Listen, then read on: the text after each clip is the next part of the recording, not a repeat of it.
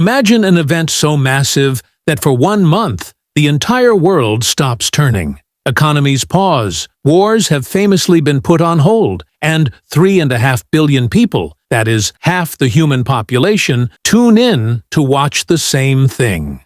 Welcome to the FIFA World Cup. It is the single biggest sporting event on the planet, period. Bigger than the Olympics, bigger than the Super Bowl, it is the pinnacle of the beautiful game. Every 4 years, nations battle for a golden trophy that weighs just over 13 pounds but carries the weight of history. Whether you call it soccer or football, this tournament creates legends and breaks hearts like nothing else. In the next 10 minutes, we are going to cover everything you need to know. The history, the insane records, the legendary scandals, and the massive changes coming to the tournament in 2026. Let's kick off.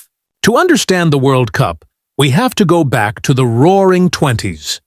Before 1930, the only place to play international soccer was the Olympics. But there was a problem. The Olympics were for amateurs only, and professional leagues were starting to grow. Enter a Frenchman named Jules Rimet. He was the president of FIFA, and he had a vision: a global tournament for professionals. The first tournament was scheduled for 1930 in Uruguay. But it almost didn't happen.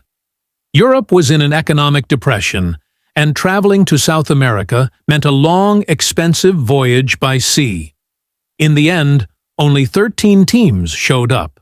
4 from Europe, 9 from the Americas. The host nation, Uruguay, won that first tournament, beating Argentina 4-2. But the tradition was born. Here is a crazy fact. The original trophy wasn't the one you see today. It was called the Jules Rimet Trophy, and it had a wild life.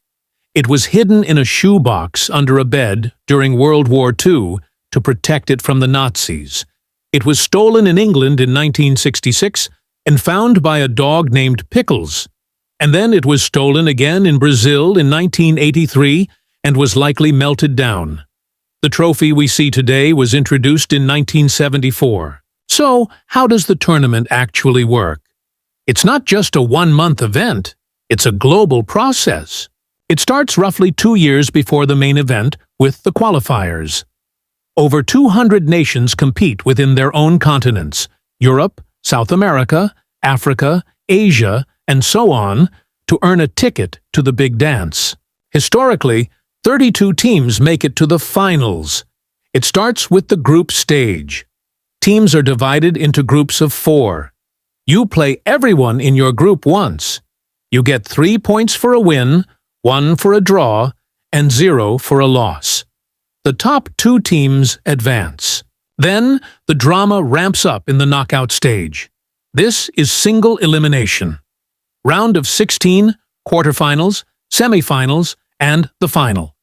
In these games, there are no draws. If the score is tied after 90 minutes, we go to extra time.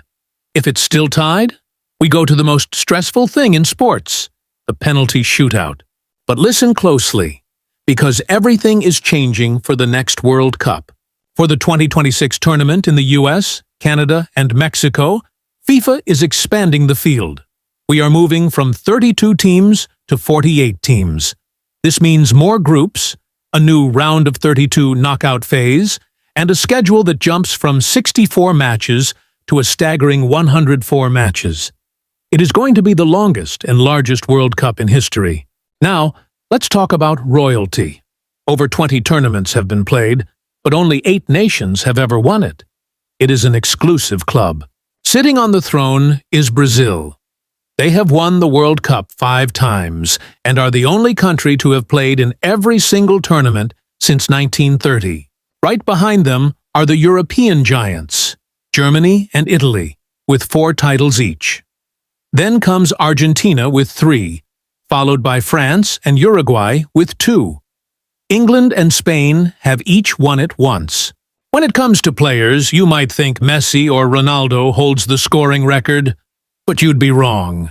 The all-time top scorer in World Cup history is Germany's Miroslav Klose, with 16 goals across 4 tournaments.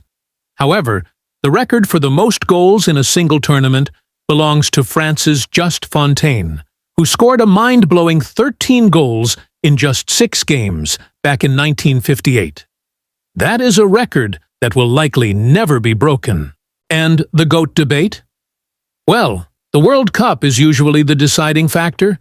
Pelé is the only player to win 3 World Cups.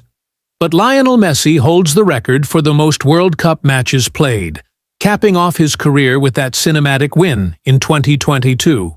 You can't talk about the World Cup without talking about the drama. Here are 3 moments that shook the world. First, 1986, the Hand of God.